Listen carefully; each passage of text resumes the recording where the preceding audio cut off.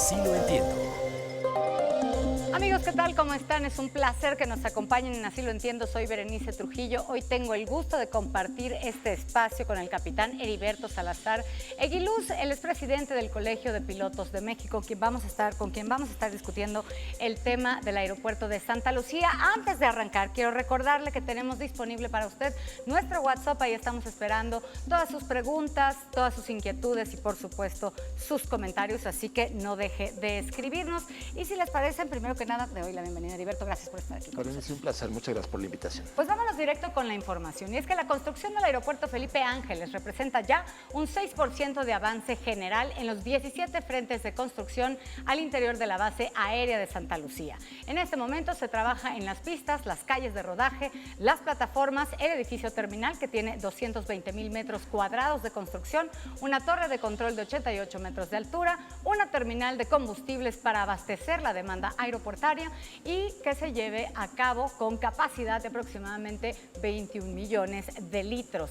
Así lo señaló el coronel ingeniero Mario Alberto Pérez Valenzuela, coordinador de la oficina central en el agrupamiento de ingenieros de Santa Lucía.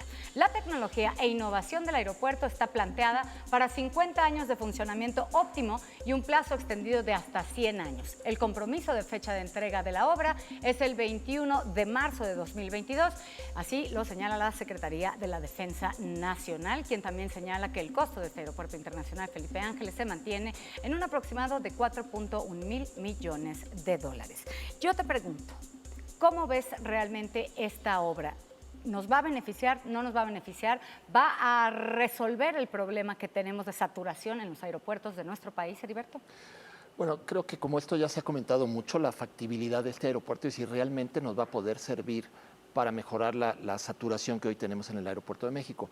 Y esto, aunque ellos han demostrado y han enseñado muchos estudios que podrían demostrar esto, todavía falta uno muy importante que no lo han dado a conocer al menos, que es cuál va a ser la capacidad de operaciones de ese avión. Y me explico, la operación, cuando se habla de aeropuertos, una operación es un despegue y un aterrizaje. Y ahora para darnos una idea de qué hablamos, el aeropuerto de México por diseño de las dos pistas debería tener alrededor de 330,000 operaciones como máximo. Benito Juárez. Benito Juárez. Como este aeropuerto opera 24 horas al día y en estos cálculos se prevé una utilización normal de un aeropuerto, digamos de 6 a 10 de la noche, con sus horas pico. Este aeropuerto tiene horas pico de las 6 de la mañana a las 11 de la noche. El aeropuerto tiene una cantidad de operaciones de las 12 de la noche a las 6 de la mañana que son más que Acapulco en todo el día.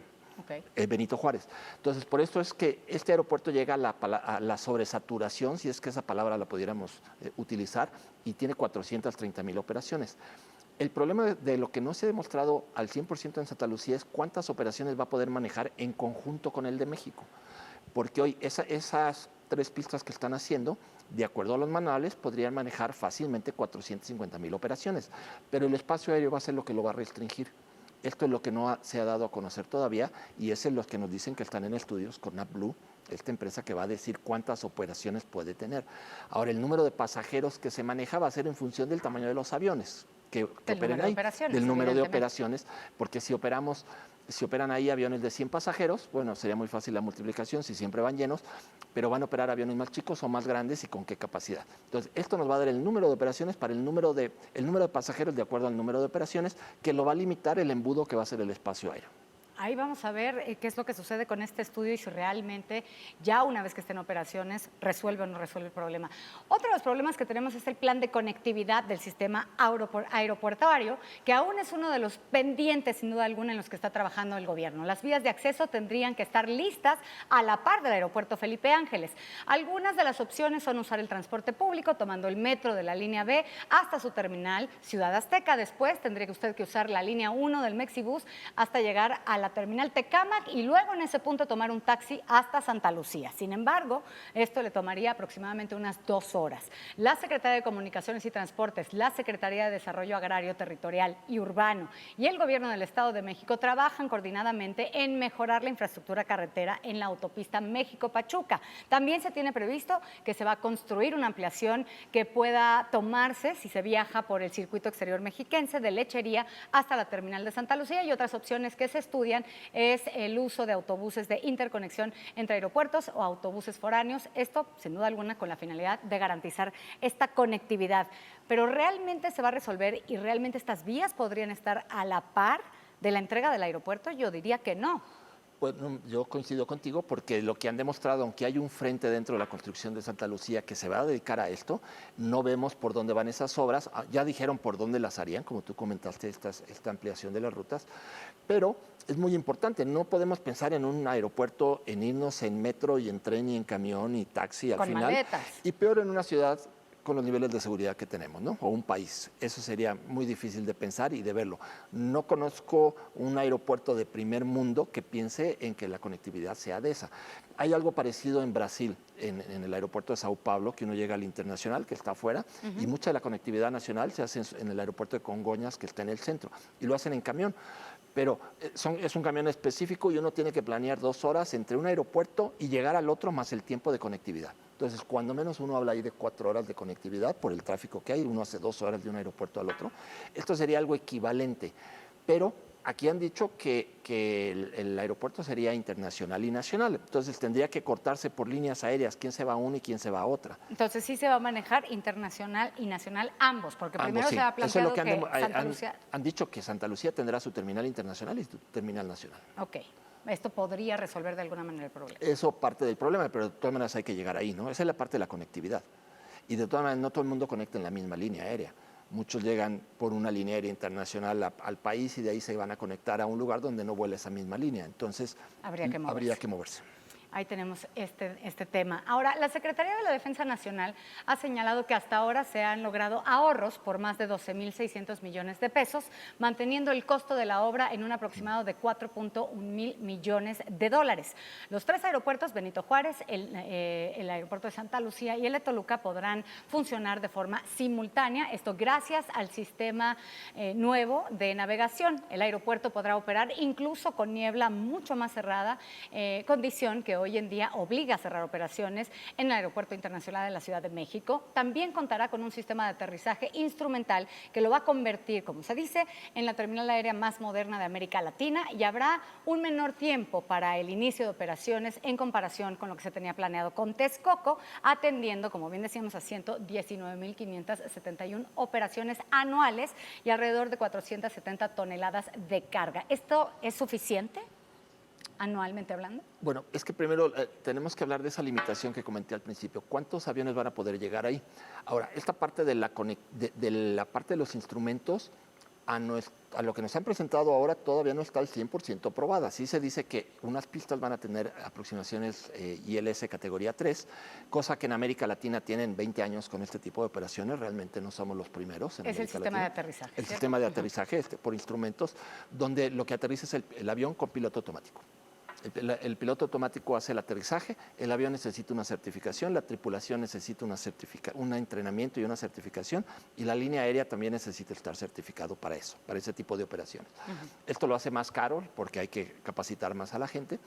Y este aeropuerto de Santa Lucía tiene, según nos reportan, alrededor de 40 días al año de niebla.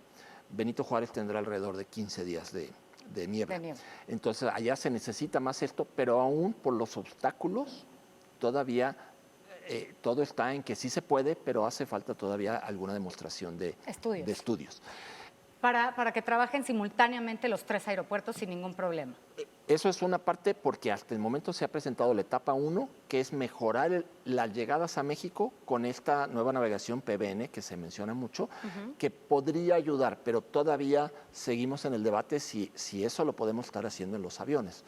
Todavía eso tenemos las dudas y de alguna manera hay que demostrarlo, hay que probarlo. Ellos deben de tener unos simuladores especiales para diseñar las llegadas. No se deben de probar en simuladores de aviones.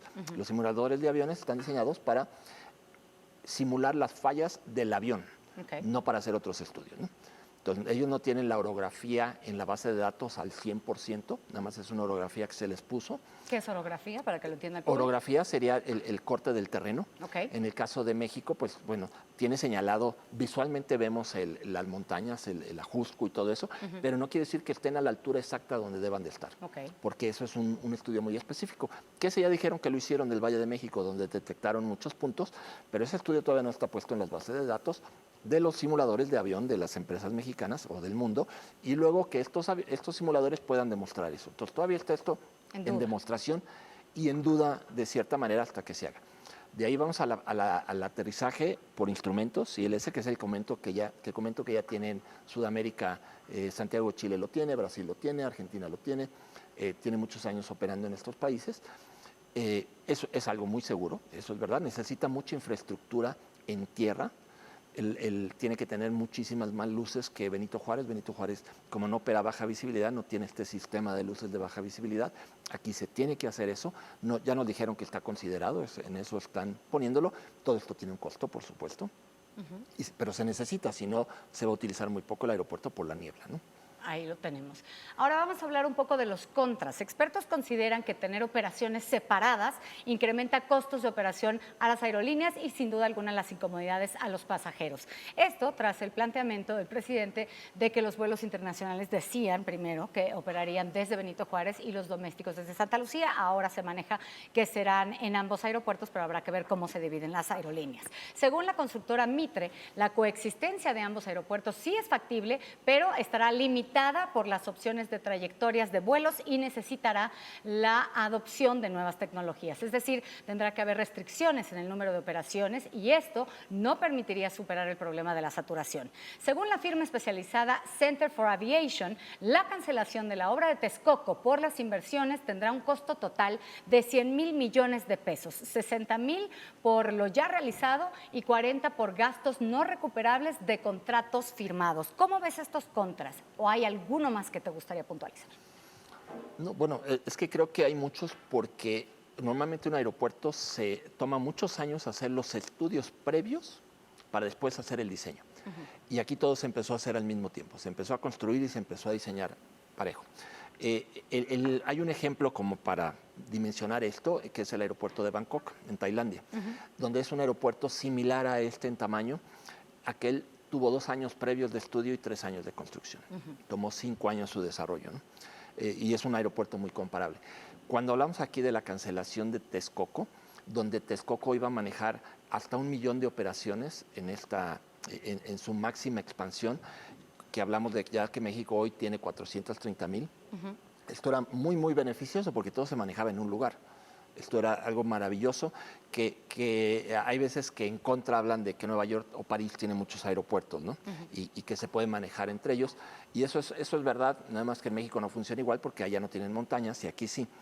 Ahora, no sabemos lo que Nueva York y París pagarían por tener un solo aeropuerto y todo concentrado. Para ellos sería muy beneficioso esto. No lo tienen por falta de espacio. No lo tienen por falta de espacio. Aquí que teníamos eso era una gran ventaja, el haber esa obra, el aeropuerto de Texcoco, donde iba a tener 6 pistas, donde iba a tener un diseño de conectividad.